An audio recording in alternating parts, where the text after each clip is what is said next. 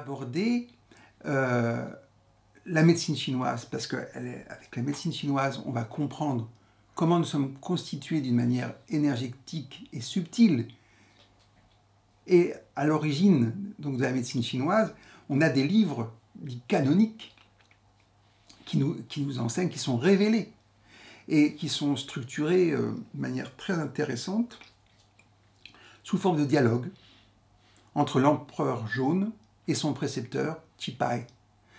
Et l'empereur qui correspond à l'être qui est connecté entre le ciel et la terre, donc qui est vide, il doit être vide. Il pose les bonnes questions au précepteur qui répond de manière correcte, c'est le précepteur à l'empereur. Vous voyez l'intérêt de l'enseignement. Ça veut dire que même le niveau de la question doit être inspiré pour avoir une réponse correcte. Donc ils ont structuré comme ça, nous avons 2 livres canoniques en médecine chinoise qui sont le Sowen et le Lin Shu. Voilà. Et nous verrons avec la numérologie chinoise aussi à quoi ils correspondent, mais il y a 9 x 9, 81 chapitres.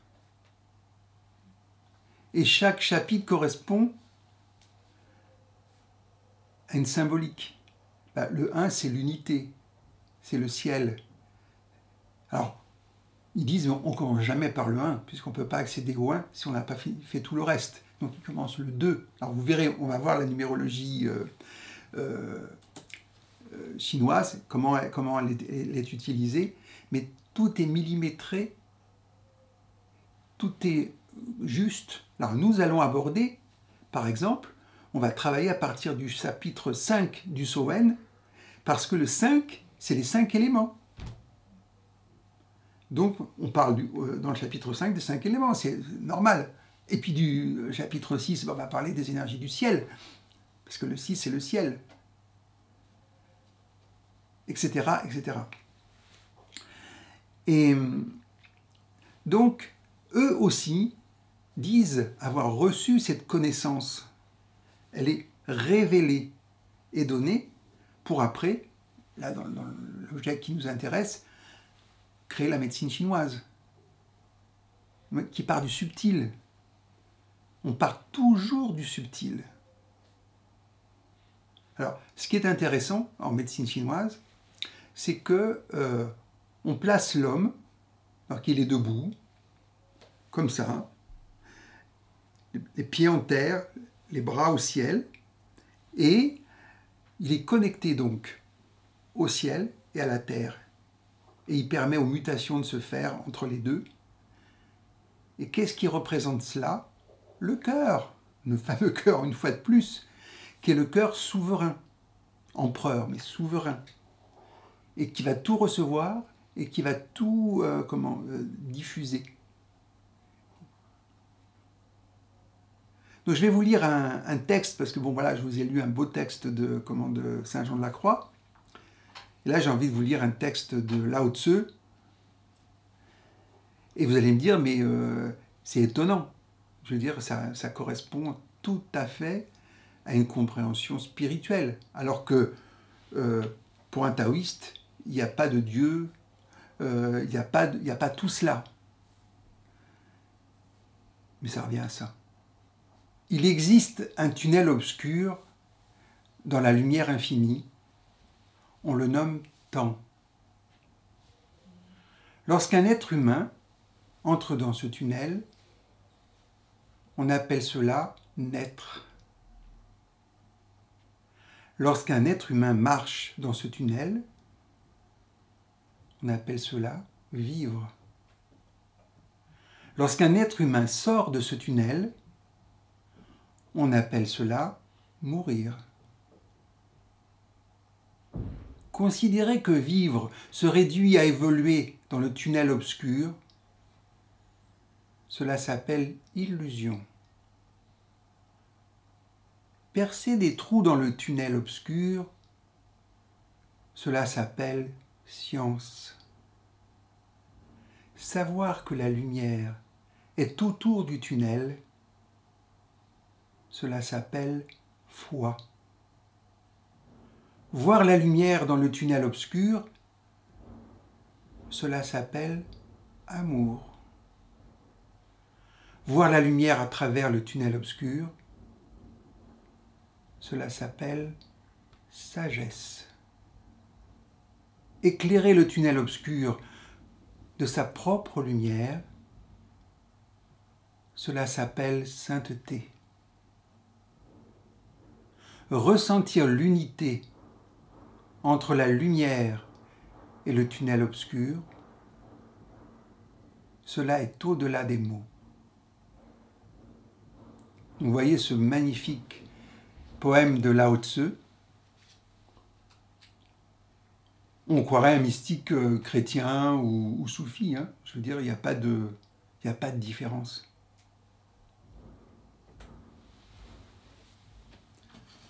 Je vais vous lire encore un autre petit poème, là, il sera beaucoup plus court, de notre ami Lao Tzu.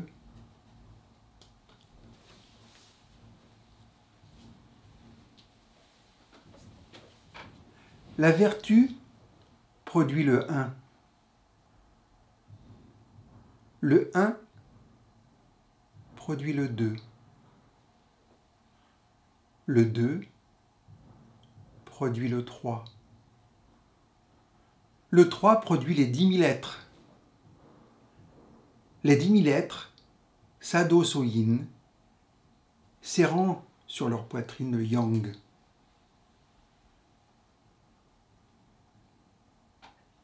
L'harmonie naît au vide des souffles médians. Alors vous voyez là, on est déjà dans cette numérologie qui est très intéressante. Et pourquoi elle m'intéresse? Parce que vous savez qu'on a travaillé sur l'unité de l'être, sur l'union avec Dieu, sur l'unisson des anges, sur l'unicité. Ben vous voyez là, à nouveau, les taoïstes, par la voix de Lao Tzu, parlent du 1, de l'unité. On retrouve cette unité, on part de l'unité. Et cette unité, quelque part le 1, en miroir, il produit le 2. Et quand le 2, c'est le yin-yang, à ce moment-là, quand le yin et le yang s'unissent, le 3 va naître automatiquement. Et ce qui est intéressant, c'est qu'à partir du 3, il parle des 10 000 êtres. Alors, pour eux, 10 000, ça veut dire infini. 100, ça veut dire c'est quelque chose qui est fini. Ce sont les articles dans une boutique. Voilà. On peut calculer. Mais 10 000, ça fait beaucoup. Donc c'est la symbolique. C'est 10 000 êtres. Et en médecine chinoise, on va repartir de là, parce que on a cette expression donc, du 3. Mais ce qui va nous être utile pour nous, êtres humains, c'est d'orienter l'énergie. Ça veut dire, c'est le 4, qui va aller dans les 4 orients. L'Est, le Sud, l'Ouest et le Nord. Mais vous voyez, là encore, on dit, c'est par rapport à un centre qui se déploie, qui va aller dans les 4 directions. Mais c'est aussi des entités spirituelles qui viennent de ces 4 directions pour aller au centre. Et qu'est-ce qu'il y a au centre? Le cœur. Et c'est le cœur qui reçoit. Et c'est pour ça qu'on parle de ce fameux vide médian qui va recevoir tous les souffles. Mais les souffles, ça veut dire aussi esprit. Tous les esprits. Et ces esprits vont constituer l'homme, le fameux 3. C'est ça l'homme, c'est l'enfant, qui va être constitué à partir du yin-yang et donner cette expression de l'humain, qui après va se déplacer dans l'espace. Après le 4 vient le 5, c'est-à-dire le 5, c'est le centre qui fait tourner le 4. D'accord? Donc il y a un mouvement. Et on a l'expression des 5 mouvements, des 5 éléments, des 5 chaînes, c'est-à-dire c'est 5 esprits, des 5 vouloirs. Donc là, nous sommes dans la médecine chinoise. Nous sommes dans le fonctionnement de l'être humain. Mais vous remarquerez que je vous ai dit le mot Shen. Shen, ça veut dire esprit, ça veut dire cœur. C'est ce qui se passe dans le cœur, c'est l'esprit. Et qui se manifeste sous forme de 5 Shen, 5 esprits. On retrouve les 5 chakras du cœur dans la poitrine. Vous voyez la convergence. Et à partir de là, on avait vu dans les différentes conférences qu'il y avait des niveaux. Il y a un niveau plus superficiel qui va correspondre à la physiologie, on va dire, mais aussi aux émotions, à la psychologie, puis après à l'être. Vous savez, dans ce fameux tunnel dont parle Lao Tzu, on va être connecté au deuxième niveau de profondeur du cœur, qui va nous remettre en liaison avec la source et l'esprit. Donc le cœur, il est situé, pour les Chinois, entre ciel et terre, c'est-à-dire qu'il reçoit les énergies du ciel, donc cosmiques, et les énergies de la terre, de la mer divine. Ouais, c'est Purusha et Prakriti, c'est la même façon de concevoir les choses. Et l'homme reçoit ces énergies du ciel et de la terre dans le vide médian de son cœur, qui à partir de là va le distribuer dans tout l'être, mais aussi dans tout l'organisme. C'est-à-dire que là, ce qui est intéressant avec les Chinois, c'est qu'il n'y a pas de distinction. Les souffles, les énergies vont alimenter à la fois le très subtil et le très dense, donc le corps. Et c'est dans ce sens-là aussi ça va être intéressant de regarder ce que le corps contient, ce qu'il porte. Vous voyez, on parle d'une loge énergétique. Et dans cette loge énergétique, vous allez avoir un organe. On a la même chose d'ailleurs avec le cœur. Ils ont deux façons de dire le cœur. Ils ont Xin, X-I-N, qui est l'organe cœur. Donc ça, il existe, il fonctionne, il a son anatomie. Et puis vous avez le cœur subtil, qui est Shen, et qui permet à ce que la vie soit animée. Il envoie tous les souffles, mais aussi bien de l'esprit que du corps. Mais vous avez vu aussi que le cœur, il distribue aussi le sang. Et donc ça va être très intéressant de voir même dans la physiologie même du sang comment ça se passe, la physiologie de l'énergie comment ça se passe. C'est pour ça que même dans toutes les traditions, on vous dit mais le sang représente l'âme.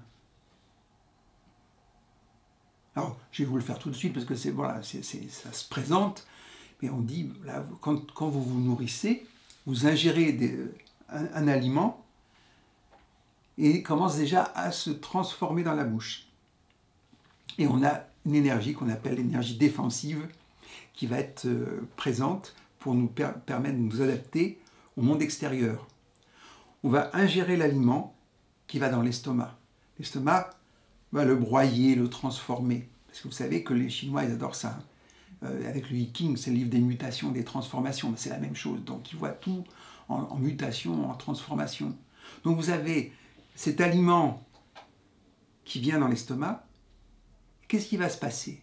Il va y avoir une extraction de l'essence. Et cette essence va être légèrement distribuée aux organes, mais surtout à la rate. Donc, travail de concert avec la rate. Ça, on ne connaît pas trop bien cet aspect en médecine occidentale. On connaît la fonction hématopoïétique de la rate, mais pour les Chinois, la rate est vraiment précieuse. Elle va correspondre à la terre, qui va recevoir tous les éléments de la terre transformés et qui va distribuer les essences à tous les autres organes. Première étape. Et après, qui va transformer cette essence en un liquide rouge qui n'est pas encore appelé sang. Et ce liquide rouge va monter Donc il va passer la frontière du diaphragme. Pourquoi? Parce que là, on va encore retrouver cette notion de clair et de trouble. Ce qui est en bas est trouble, ce qui est en haut doit être clair. Et nous avons le diaphragme qui permet de faire cette mutation et de passage du dense, du trouble, au clair. Parce que le clair va d'abord aller auprès du poumon pour s'oxygéner. Donc le sang, vous voyez, va commencer à s'oxygéner, à se purifier aussi. Il y a un tri qui va s'opérer. Avant d'aller en audience auprès du souverain, le cœur. Et seulement quand ce liquide rouge qui a été transformé déjà par le ministre, c'est un ministre du souverain, le poumon, il va pouvoir passer directement au cœur et s'appeler sang, Xue, X-U-E. Et à ce moment-là, ce sang va être distribué de partout, dans les capillaires, petits, moindres capillaires, et en même temps d'être repris. Vous voyez, il y a ce mouvement. Donc on a le rythme du cœur, mais qui correspond pour les Chinois à un rythme cosmique. Donc il y a les deux rythmes, du poumon et du cœur, qui est en réalité l'écho du rythme du ciel, pour animer tout l'organisme. Et ça, on le voit à un niveau physiologique, mais c'est la même chose, c'est-à-dire que quand le cœur reçoit justement les souffles du ciel, il reçoit aussi les esprits qui vont alimenter ces fameuses loges organiques qui sont au niveau des organes. Donc les organes, par exemple, on va vous retirer, faire une ablation de la vésicule biliaire, la loge énergétique sera toujours là. Et les gens d'ailleurs sont toujours étonnés, ils disent mais je ne comprends pas, on m'a retiré la vésicule biliaire, je ne devrais plus avoir les problèmes, et j'en les ai encore. Ben oui, parce que la fonction existe toujours, la loge énergétique existe toujours. Et les loges énergétiques des organes, donc il y a 5 organes, hein, je vais vous les citer, donc le rein, le foie, le cœur, la rate et le poumon. Donc, il recueille les essences, il recueille les souffles qui nous permettent de vivre, mais il recueille aussi les esprits. Et ils vont correspondre chacun à une qualité, à une vertu, à un défaut éventuellement. Donc il va falloir comprendre comment ça fonctionne et comment on peut le gérer et quelle incidence ça a par rapport au cœur. Et je ne vous ai pas encore introduit quelque chose qui est extraordinaire, qu'on appelle le maître du cœur. C'est-à-dire que c'est l'enveloppe du cœur qu'on retrouve dans le soufisme et dans l'islam avec la poitrine, qui est une phase de transition. Donc on dit c'est le ministre, pas le Premier ministre, mais le ministre qui s'occupe directement du cœur, qui va lui transmettre, quand le poumon vient en audience à 3 heures du matin auprès du cœur, il dit voilà, est-ce qu'il peut venir? Oui, dans quelles conditions? D'accord, ça marche. Donc il fait attention qu'il ne soit pas accompagné de mauvaises énergies. Ils appellent ça les mauvaises énergies, ils appellent ça les brigands, les énergies perverses qui veulent pénétrer dans le corps. Alors quelles sont ces énergies perverses? Ben, c'est le froid, le chaud, l'humidité, donc qui ont une incidence sur le corps, mais c'est aussi tous les mauvais sentiments des gens, tout ce qui vous balance dessus, des fois, et puis bon, voilà, qui veulent pénétrer. Alors, si on est bien centré dans le vide médian, avec une bonne énergie, ça reste en surface, ça fait ça sur nous, mais ça ne rentre pas. D'ailleurs, c'est pour ça que les taoïstes disent, non mais attendez, normalement, un souffle, une bourrasque ne dure qu'un instant et une tempête pas plus de 3 jours. Donc il dit, bah, vous n'avez pas le droit de vous émouvoir plus que 3 jours. Hein, bon, vous avez vu qu'on en fait un petit peu plus. Hein. Mais parce qu'on a des bonnes défenses. Et cet aliment dont je vous ai parlé, cette transformation à partir de l'estomac et de la rate, crée, on appelle une énergie nourricière. C'est l'énergie Yong-Chi, Y-O-N-G, donc Chi, énergie, qui va nourrir de partout. Donc, vous voyez, donc il faut être bien nourri, matériellement, mais aussi spirituellement aussi, et bien défendu, des bonnes énergies. C'est ça les défenses immunitaires, en quelque sorte. Donc ils connaissaient tout cela. Puis ils disent, mais il y a une troisième composante, qui est l'énergie héréditaire. C'est-à-dire, on vient avec un mandat céleste, disent-ils, et une énergie dite héréditaire, Yuan-Chi, Y-U-A-N, d'accord? Et le Yuan-Chi Yang, Yin, du père et de la mère, qui vont se mélanger, voilà, et venir aussi en audience aussi auprès du cœur. Donc vous avez le centre du cœur où il y a un point qui s'appelle palais de la poitrine, centre de la poitrine, voilà, c'est le 17 Genmo pour ceux qui connaissent l'acupuncture, où toutes les énergies vont converger. C'est-à-dire, vous avez les énergies respiratoires, les énergies alimentaires, les énergies héréditaires qui vont venir au centre de cette poitrine. Alors vous comprenez pourquoi la poitrine est si importante. Donc le maître du cœur est très important. Et ce qu'on fait de nos vies est très important. Et comment on alimente notre corps de toutes les manières, physiquement, psychiquement, énergétiquement, émotionnellement, est très important. Parce que ça va passer par les organes et ça va passer par le maître du cœur. Alors je vous dis poitrine, mais maintenant je vais dire maître du cœur, on est avec les Chinois. Hein, donc, et c'est très intéressant de voir ce qui se passe, parce que quand le maître du cœur il n'est pas content, quand ça ne va pas, ça crée une oppression thoracique.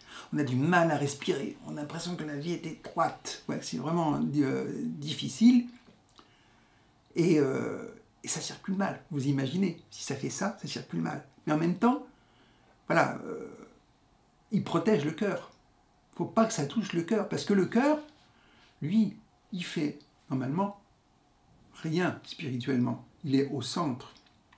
C'est le vide médian qui permet aux énergies du ciel et de la terre de circuler, d'informer des instances supérieures et terrestres, enfin de la mer, de la terre, de Prakriti, toutes les informations qu'il doit avoir, et les redistribue. Il les redistribue comment? Par le maître du cœur aussi. Le maître du cœur était le messager du cœur, c'est-à-dire il transmet à tout l'organisme ce qui est nécessaire. Et en même temps, le maître du cœur, il est le protecteur du cœur. C'est lui qui prend les premières salves. Alors, certains médecins occidentaux ont dit que ça correspondait au péricarde. Donc vous avez effectivement, alors c'est pas que ça, hein, parce que les enveloppes, elles sont basses, elles enveloppent tout, d'accord? Principalement le cœur, mais on les retrouve dans tout l'organisme. Et donc, on retrouve les péricardites qui correspondent à des attaques, mais en même temps une protection du cœur. Il faut mieux avoir la péricardite qu'une attaque directe sur le cœur. Et d'autres aussi vous parlent que c'est le système parasympathique. Voilà. Alors qu'on a le système triple réchauffeur qui est sympathique et ça, parasympathique. Donc, mais ça, c'est voilà, une transposition intéressante, pas fausse, mais limitée. Donc vous voyez cet intérêt du cœur, et on retrouve ces niveaux de profondeur. Donc vous avez à nouveau, comme la poitrine, vous avez le maître du cœur qui est là, qui est en relation avec l'extérieur. Et c'est pas n'importe quoi. Dans le soufisme, on explique que la poitrine, c'est ce qui permet d'avoir le savoir acquis, qui est en correspondance avec la mémoire. Donc il y a une intelligence à ce niveau-là. Mais c'est de l'acquis. Alors moi, je vous ai parlé de ce qu'on reçoit, voilà, de la science spirituelle et divine, et qui a des oreilles et des yeux au niveau du cœur qui permettent de percevoir différemment. Donc là, on le retrouve. Et eux, ils disent simplement, il faut être dans le vide médian du cœur. Et donc il faut faire un travail aussi pour garder cela, pour purifier. Donc nous allons après développer, pas à pas, ce qui se passe, un petit peu plus sur le maître du cœur, toujours en liaison avec le cœur, parce que c'est lui qui centralise tout et qui distribue, qui amène l'harmonie, aussi bien de l'être que spirituel que du corps, avec chaque organe. Donc, ce que j'aime dans la médecine chinoise, c'est que c'est vraiment une totalité de l'individu. Tout est pris en compte. Et même quand on parle d'acupuncture, par exemple, on parle du petit ouvrier et du grand ouvrier. Le petit ouvrier, c'est celui qui va mettre des aiguilles pour travailler sur les méridiens, qui va faire circuler les énergies dans les méridiens. Le grand ouvrier, c'est celui qui conduit les souffles dans l'organisme. Vous voyez déjà la différence. Mais comment arriver à faire ça? C'est-à-dire qu'il faut être à l'écoute. Moi, j'ai vu beaucoup d'acupuncteurs, par exemple, qui disent « Oh ben non, sur le psychisme, ça ne marche pas, l'acupuncture, mais pas du tout, c'est extraordinaire. On travaille sur les dépressions, sur les décalages des gens, mais de manière... c'est fabuleux. » Ben oui, parce que il faut conduire les énergies, les souffles. Mais comment vous les conduisez? En étant sur votre cœur, dans le vide médian du cœur. Comment? À l'écoute du cœur de l'autre. À nouveau, on est dans la même... donc vous êtes synchronisé avec l'autre. Vous savez, donc vous percevez ces souffles, vous voyez ce qui ne va pas. Alors après, on a des tas de techniques qui permettent de voir, par exemple, ne serait-ce que le teint permet de voir quel élément, quel organe ne va pas. Mais mieux, l'éclat de l'œil. C'est l'éclat de l'œil qui permet de voir l'état spirituel. On voit l'âme dans l'œil, mais l'état spirituel de la personne, mais aussi son état physique. Et on a toute une représentation au niveau des yeux, aussi des organes. Et l'énergie, vous savez, héréditaire et l'essence de l'individu, on le voit comment? Dans la pupille. Comment est le noir de la pupille? Vous voyez, on voit bien ça chez les jeunes, ils ont des yeux, mais ils ont un éclat extraordinaire parce qu'ils ont beaucoup d'énergie héréditaire, ils n'ont pas encore tout brûlé, bien qu'ils s'y efforcent fortement souvent. Hein. Et puis, et après, il y a cette vitalité qui correspond au Tsing, J-I-N-G. C'est l'essence. Alors, on retrouve encore cette notion d'essence dans le cœur, l'essence de l'essence qui est Dieu, et l'essence. Donc on retrouve ça. Mais quand vous regardez une pomme, par exemple, vous regardez une pomme, ben, si elle a un éclat, vous avez envie de la manger, parce qu'elle a plein d'énergie, elle a plein d'essence. Donc cette énergie, quand vous allez l'ingérer, va faire du bien, tout ce que je vous ai raconté tout à l'heure dans cette distribution. Donc c'est ça, la vitalité et l'essence. Donc vous voyez, là encore, à chaque fois, il y a des niveaux. Il y a le cœur qui distribue l'énergie, donc les souffles et le sang. Et puis il y a le cœur qui est dans le vide médian, qui reçoit les souffles du ciel et de la terre, et qui donne les informations qui sont nécessaires aussi pour s'adapter à l'environnement.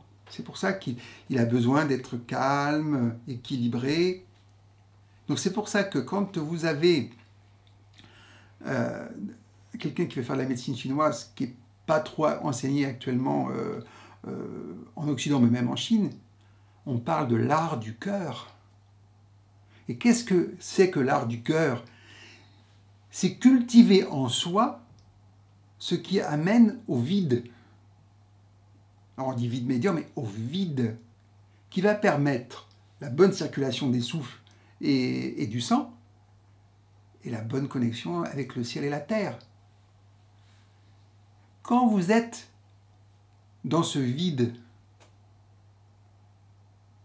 vous êtes totalement ouvert, totalement disponible. C'est pour ça que les taoïstes s'opposent souvent au confucianisme, parce que Confucius, c'est le bien-être, mais par la bienséance, tout est ordonné et tout. Alors que le taoïsme, il dit non, moi l'idéogramme de taoïste, c'est l'homme qui se déplace les cheveux au vent et qui va là où le mène le vent, on va dire. Hein. Alors que bon, le chinois traditionnel, il a la natte, il fait tout ce qu'il faut comme il faut au moment où il faut. Et donc si vous avez envie de vous amuser, lisez Chuang Tzu, qui parle de cette liberté et qui regarde les pauvres qui sont pris dans leur carcan de vie, alors que lui, il a une liberté totale. Mais cette liberté totale est liée pas parce qu'il fait ce qu'il veut, parce qu'il est en contact avec ce vide intérieur et qui se laisse mener par les souffles du ciel et de la terre. Donc il vit juste. À ce moment-là, on parle dans le taoïsme d'être efficace. Et c'est quoi être efficace? C'est être de non. C'est le non-agir agissant. On retrouve la non-action-action du yoga. Et ça, c'est les sages qui ont ça. Mais pour pouvoir être comme ça, il nous faut cultiver la sérénité. Et on va retrouver tout ce qu'on retrouve dans toutes les ascèses des voies et des religions. On dit, oui, à ce moment-là, il faut nous libérer des désirs et des passions. Parce que ça nous rend esclaves. Vous voyez, on retrouve la prière du sage Marg. Donc oui, c'est normal, si vous voulez quelque chose, ça devient étroit. Alors que si vous êtes taoïste, ouvert à tout, donc tout est possible et c'est très joyeux. Mais pour cela, il faut avoir un équilibre et une justesse du tempérament. Donc il y a un travail à faire sur soi.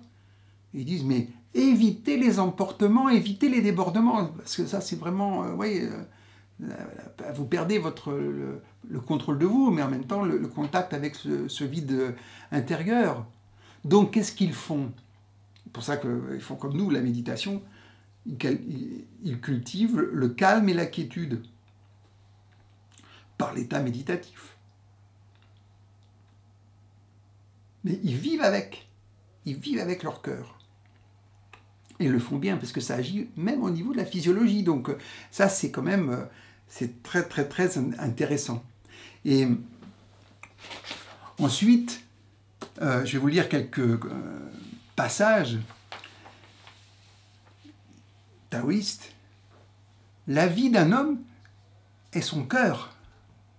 Par lui, il réalise sa destinée et se met en accord avec ce qui guide le processus et les mutations par lesquelles tout vivant apparaît et se manifeste. Alors vous voyez, là on retrouve la culture chinoise et qui est tout est en mouvement, tout est en transformation, tout le temps. Nous, ils s'amusent quand ils voient nous, on parle d'équilibre, c'est statique. Eux, c'est en mouvement, c'est plus l'équilibre de la marche. Quand on étudie la physiologie de la marche, on est en déséquilibre constant, et c'est le fait qu'on est vertical, qu'on maîtrise un peu toutes les constantes, qu'on arrive à tenir debout. Mais on voit bien avec les bébés qui sont là, quand ils commencent à marcher, ça va dans tous les sens, ils tombent sur leurs fesses, ils se relèvent, voilà. On est dans cette verticalité, donc c'est important. Et pour nous, la verticalité, c'est entre ciel et terre. Donc il faut être centré. Alors c'est pour ça qu'ils ont aussi, les gens ont du mal à comprendre. Il y a un centre anatomique qui va être, on va dire, ce qu'ils appellent le tantien, c'est-à-dire le chaudron. Pour ceux qui ont fait, les Japonais, c'est le hara. Puis vous avez un centre, on va dire, physiologique, qui est la rate. Vous avez vu la rate qui distribue toutes les énergies et les essences à tous les autres organes, et qui est la terre, et qui permet les transitions. Alors vous verrez d'ailleurs, c'est très intéressant, quand on a les éléments comme ça, donc on a les saisons. Et vous allez voir, chaque organe correspond à une saison. Là en ce moment, par exemple, on est au début de l'année chinoise et vietnamienne. Donc on est en février. Donc c'est le début de l'année pour eux, mais c'est en même temps le début du printemps. Alors je dis, non, le début c'est les équinoxes et les solstices chez nous. Ah non, pour eux ça dure 78 jours, Et c'est le début où vous avez comment la sève qui monte dans les arbres, dans la nature.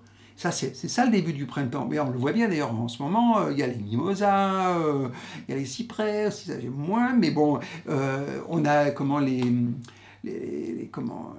amandiers qui sont en fleurs, c'est magnifique. Et entre autres. Et donc vous voyez bien que pour eux c'est le début du printemps. Donc, et ça monte. Donc vous avez cette connexion là, qui est faite avec la nature sur 4 saisons qui seront représentées par 4 entités psychiques qui sont représentées par 4 organes. Alors vous avez cela avec le foie qui va correspondre au printemps, le cœur qui devient aussi à ce moment-là un organe signe qui va correspondre à l'été, la rate qui va faire les transitions, mais qui va correspondre à la 5e saison, le poumon qui va correspondre à l'automne, et vous verrez, on va étudier tout ça, on va voir que ça a du sens au niveau de l'énergie et des souffles, et le rein qui correspondra à l'hiver. Donc on sort là, de l'énergie du rein, c'est-à-dire que tous les souffles sont rentrés dans la terre pour se régénérer, ce que nous devrions faire aussi, c'est-à-dire rentrer en nous pour nous régénérer. Et puis c'est le printemps qui vient, on sort, voilà, on sort, et l'énergie vient, se déploie, et va se déployer totalement, là encore avec le cœur. Donc il y a une expansion de l'énergie, et on voit toute la magnificence de la nature au moment de l'été. Et puis arrive l'automne, et les énergies commencent à redescendre, à aller vers la terre, et les feuilles tombent. Pour revenir à la rate, elle va faire à chaque fois qu'il y a une saison, elle va faire une transition qui dure 18 jours. On vient de le faire. Il y a 18 jours entre chaque saison. Et chaque saison dure 78 jours à peu près. D'accord ? Alors, quand on parle, vous voyez, des cycles, là, ça m'amuse beaucoup, quand on étudie la climatologie, on parle du réchauffement climatique et tout. Alors, les Chinois, pour eux, les cycles sont des cycles de 120 ans. Parce que le cycle de la Terre, c'est 5. Alors, 5, 2 fois 5, c'est 10. Et les cycles du ciel, c'est 6. Donc 12. Bon. Et quand on mélange, c'est ça le calendrier lunaire et solaire, quand on mélange les deux, vous avez des cycles de 60 ans. D'accord ? Mais en 60 ans, qu'est-ce que vous ne voyez pas grand-chose. Donc il faut au moins un cycle de 120 ans. Donc ils étudiaient le climat, ils étudiaient les inondations sur des cycles de 120 ans. Donc ils avaient des archives et pouvaient tirer des conclusions à partir de là. Ok ? Donc ils voient tout de cette manière-là. Mais à nouveau, même la climatologie, c'est un mélange des énergies du ciel et de la terre, du 5 et du 6. Donc on double du 10 et du 12 qui se mélangent. Donc, et la rate, elle est là, en son centre, pour faire les transitions. Donc il faut que notre rate, au niveau physiologique, elle fasse la même chose. Et vous verrez que quand on va l'étudier, la rate, elle correspond aussi à toute l'idéation, à la pensée, mais à la terre. Donc c'est la terre qu'on cultive, qu'on laboure. Et puis quand ça ne va pas, donc c'est lié à la pensée, donc à Manipura Chakra aussi, c'est dans la même saison. Vous voyez, c'est là, l'estomac, la rate, Manipura, c'est tout dans le même endroit. Et puis de temps en temps, on devient obsessionnel. C'est-à-dire qu'on rabâche les idées. On tourne en rond, on tourne en rond, on tourne en rond. Et ça devient de l'anxiété. Alors vous voyez, le psychisme déjà, c'est que la rate n'a pas, les souffles de rate ne se déploient pas, ne vont pas. Donc la personne, elle va avoir des problèmes de dépression de ce type-là. Alors vous voyez, il y a une unité de l'individu qui est assurée par le cœur, qui est le centre de commande de l'être, réellement. Donc, vous voyez, tout a sa place, tout a sa raison d'être. C'est ça qui est passionnant. Donc je vais vous lire un petit texte sur l'art du cœur. La vie d'un homme est son cœur. Par lui, il réalise sa destinée et se met en accord avec ce qui guide le processus et les mutations par lesquelles tout vivant apparaît et se manifeste. Bon, je vous l'ai relu parce que ça donne aussi un accès à quoi? Au Yiking. Et vous voyez, le Yiking, ce sont des barres. Un Yang, c'est une barre pleine, un Yin, c'est une barre coupée. Donc c'est un système binaire à base 8. Vous connaissez déjà les ordis, hein, et qui va vous donner 64 mutations. Avec ces 64 mutations, ils arrivent à expliquer à peu près tout ce qui se passe dans la nature et dans l'individu. Bon, voilà. Ça, je n'ai pas le temps de venir à ça, mais c'est quand même très intéressant. Donc, cette idée de chinois de mouvement à partir du centre. Ce qu'on a, le symbole de l'Inde, avec la roue et le moyeu qui est comme au centre, qui est vide. On retrouve la même chose chez les Chinois. Et ça bouge en périphérie et c'est immobile au centre. Et eux, ils mettent 30 rayons. Ils aiment beaucoup les nombres, donc ils mettent 30 rayons. Donc ensuite, comment on va vers ça? Quand l'homme, par sa pratique et sa conduite, met son cœur en harmonie avec l'univers, il jouit de la plus parfaite santé possible.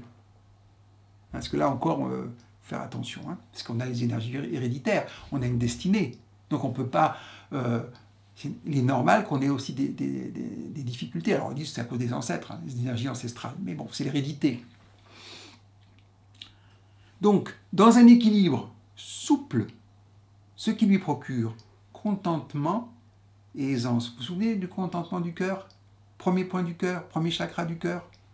Quand celui-là est purifié et illuminé, il y a le contentement. Ben, eux, ils l'ont aussi comme ça.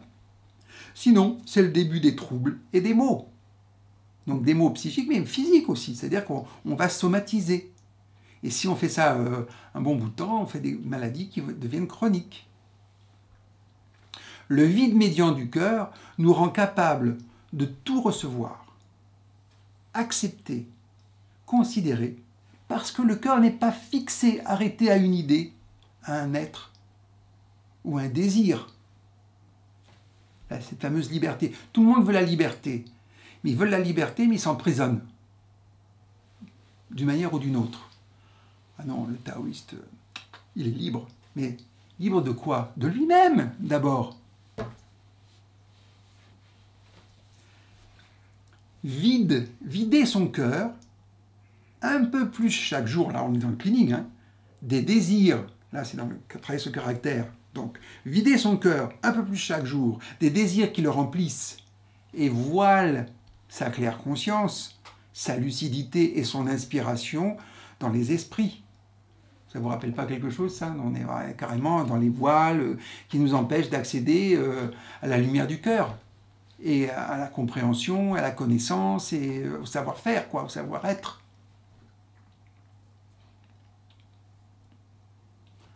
Quand le cœur est capable de prendre tout ce qui se présente, de l'accepter comme c'est que la connaissance devient sagesse. Une sagesse qui est l'art de nourrir la vie. C'est là où on retrouve, vous voyez, ils sont mystiques, mais en même temps, ils sont vraiment dans la vie. Ils sont dans le quotidien. Et là, on retrouve l'expression de Babuji qui disait « c'est comme c'est ». C'est la même essence.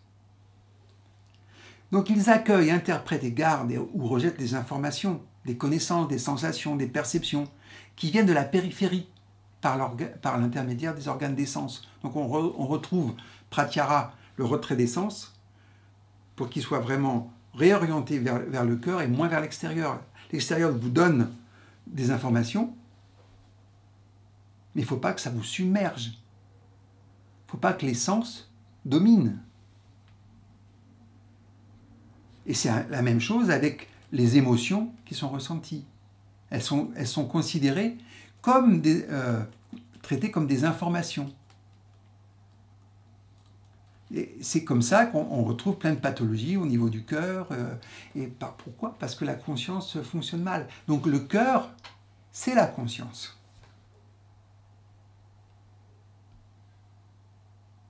Donc il faut le laisser vide, ce fameux cœur, ce qu'il raconte.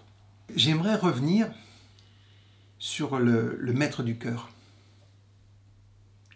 Parce que vraiment, il y a une complicité entre le cœur, donc, qui est en connexion avec l'esprit et les esprits, et le maître du cœur, dont la fonction, c'est une fonction de ministre, c'est-à-dire qu'il va aussi gérer donc, ce travail avec les organes et les esprits qui sont en liaison avec les organes, donc les loges énergétiques et tout le psychisme qui va avec. C'est ce qui va nous aider, parce que je ne vais pas vous faire de la médecine chinoise, ce n'est pas l'intérêt. Mais ce qui est bien, c'est de voir comment cette médecine chinoise, quand même, tient compte de la totalité de l'être, et de la totalité. C'est-à-dire que pour eux, il n'y a pas une chose qui est plus importante, moins importante. Il y a des choses qui sont à leur place ou pas. Donc si c'est à la bonne place, tout fonctionne bien. Si ce n'est pas à sa place, ça ne fonctionne pas. Donc je vais vous lire deux textes du Soen et Linshu. Le milieu de la poitrine à la charge des agents sur place et en mission. L'allégresse et la joie en procèdent. Donc vous voyez, à la fois, voilà, il gère tout. C'est vraiment le ministre qui gère tout ce qu'il faut pour le cœur. Le cœur ne fait rien. Il est tout et ne fait rien. Poitrine et ventre sont les remparts des 5 tsang et des 6 fu. Donc c'est des 5 organes et des 6 entrailles. Le milieu de la poitrine est le palais impérial du maître. Et ça, c'est un extrait du Linshu. Donc, le maître du cœur prévient aussi des blocages et des stases et évite les échauffements du cœur et du sang. Et quand c'est comme ça, alors que ça soit au niveau psychique ou physique, il y a une oppression et une sensation d'inertie. Donc on l'a tant au niveau spirituel qu'au niveau physiologique.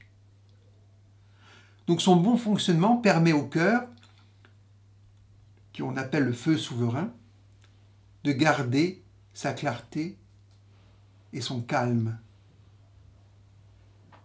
et d'agir donc en souverain éclairé de la vie.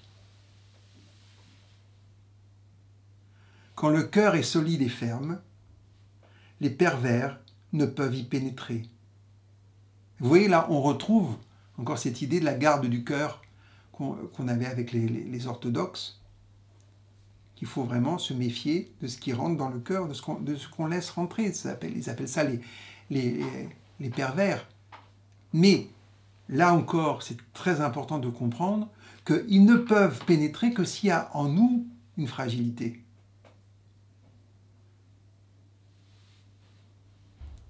Ils ne peuvent pas sinon.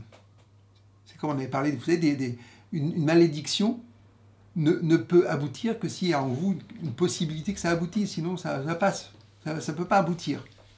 C'est la même chose. Donc, ils appellent ça donc, les pervers et les brigands. Donc, ils font attention à ce qui va pénétrer. Alors, ce qui est intéressant aussi, ce que nous faisons en spiritualité, c'est que si nous sommes touchés par certaines personnes ou d'une certaine manière, c'est qu'en nous, il y a un écho, donc qui nous permettent, c'est dans ce sens-là où ils sont miroirs de ce que nous sommes, et nous pouvons travailler à ce niveau-là, parce qu'il y a quand même une grande partie de notre être qui est inconscient,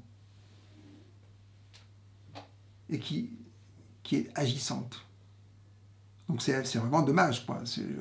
On est agi, mais pas au sens taoïste, mais au sens des impressions, des samskaras, des tendances.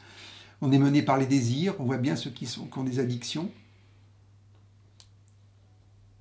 Ils ont des addictions pour se sentir mieux, pour être libres. Et qu'est-ce que ça donne? Ils deviennent esclaves de leurs addictions. Et au bout d'un moment, l'addiction les fragilise et peut aller même jusqu'à les détruire. En quoi ça amène de la liberté? C'est intéressant parce que le corps n'accepte pas. Donc il crée des maladies. Donc c'est une autre façon aussi de voir les maladies. Les maladies sont là pour nous informer qu'il y a quelque chose qui n'est pas en harmonie. À qui faut-il demander? Au cœur. On va aller aussi, nous aussi, on va aller en audience auprès de notre cœur pour voir ce qui se passe. Parce que pour le taoïsme, le cœur est responsable de l'unité de la vie. Il éclaire la conscience et l'entendement. Et là, ils sont plus sympas avec nous. Ils orientent aussi les désirs et calment les passions.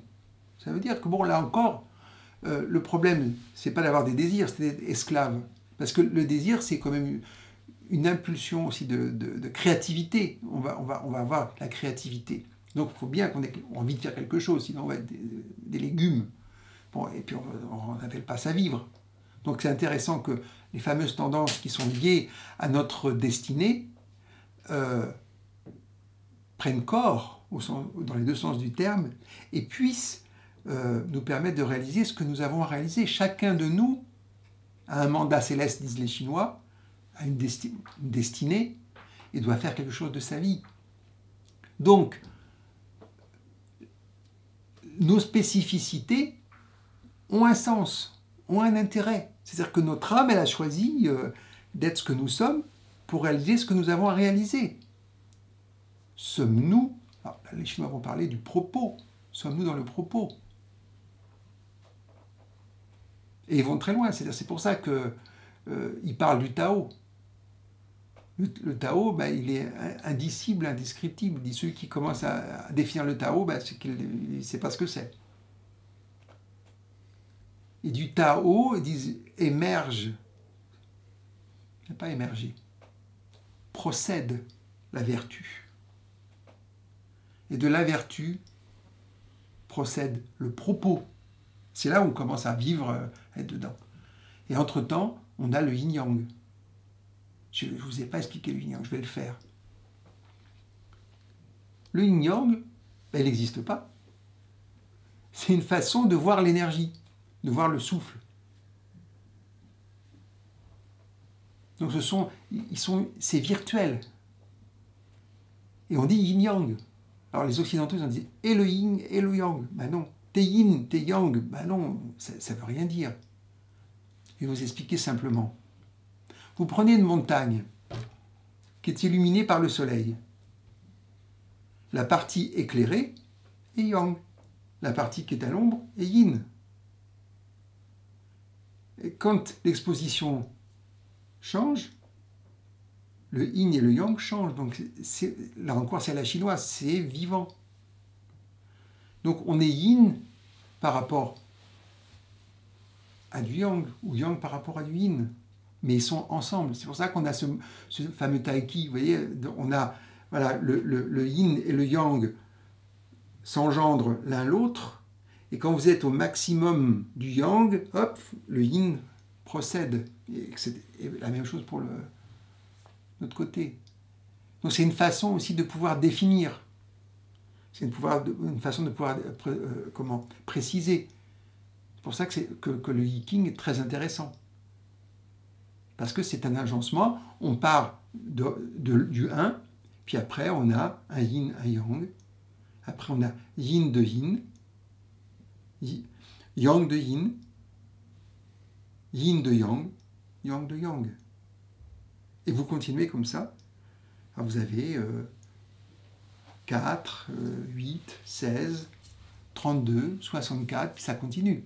Avec 64, ça suffit. On arrive à tout gérer, à tout définir, avec les mutations internes, parce que chaque trait peut muter. Donc ça vous donne une description de la vie qui est très, très, très, très intéressante.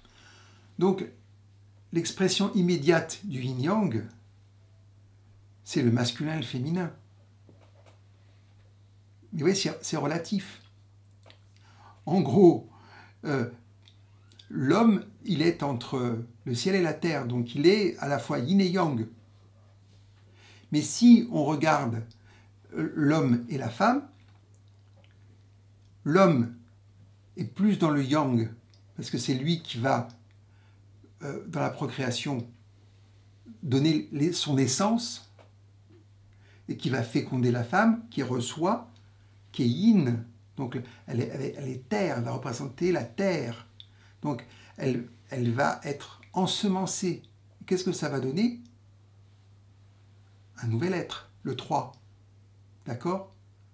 Mais c'est tout à fait relatif. Mais ce qui est intéressant, là je vous ai donné une version limitée, mais c'est pas du tout comme ça que ça se passe. En réalité, c'est l'esprit Shen de l'homme, donc du père et de la femme, la mère, qui à un niveau subtil s'unissent et à un niveau physique s'unissent aussi. Et à ce moment-là, l'esprit de l'enfant, Shen, vient, et il y a ce mélange du yin et du yang, cette mutation qui va donner la possibilité à l'enfant de se constituer un corps physique, un corps subtil, qui va accueillir l'esprit, Shen. Et en embryologie, on voit, en général, les premiers battements du cœur sont au 18e jour. Donc Shen est là, déjà, avant que tout l'endoderme, l'exoderme se mettent en route. Mais c'est vraiment très, très intéressant. Donc vous voyez, ce qui est premier, c'est l'esprit qui va s'incarner. Ça ressemble à ce qu'on dit sur les âmes, ils le disent différemment. C'est la raison pour laquelle, en médecine chinoise, le cœur est le maître du cœur et représente le feu. Le cœur va représenter le feu souverain et le maître du cœur, le feu ministre. C'est pour ça qu'on a dit que c'était le parasympathique. D'accord? Et donc, on s'aperçoit qu'il y a une harmonie de l'ensemble. Et ce qui est important de voir, c'est que tout est en harmonie et que tout est à sa place et que tout est en mouvement. C'est ça qu'on va voir avec les 5 mouvements et les 5 organes. Donc c'est la suite de nos entretiens, là. Quelle est leur place et comment ils sont dominants à un moment donné dans la saison, dans l'individu, dans la croissance. Tout est intéressant. Par exemple, on va voir le foie qui, lui, stocke le sang. Et bien, quand on est en colère, quand on a une impulsion, bien, le sang, ben, il ne tient plus le feu, parce qu'il y a aussi un feu du foie, il s'en va vers le haut. Et voilà, et ça vous met hors de vous, par exemple. Ça crée aussi les maux de tête, les céphalées. Et puis ça bloque votre intelligence. C'est-à-dire que quand on est en colère, on ne raisonne plus. Ce qui fait que c'est très amusant de voir dans les annales chinoises, on étudie comment est le général ennemi. Et si c'est un colérique, c'est-à-dire qu'il est lié à l'élément bois et au foie, on va le mettre en colère parce que quand il va être en colère, il va moins réfléchir, il va foncer comme un taré et on va le piéger. Donc ça, c'est l'art de la guerre, vous savez, le fameux livre, l'art de la guerre, voilà, qui est aussi basé sur ces connaissances-là.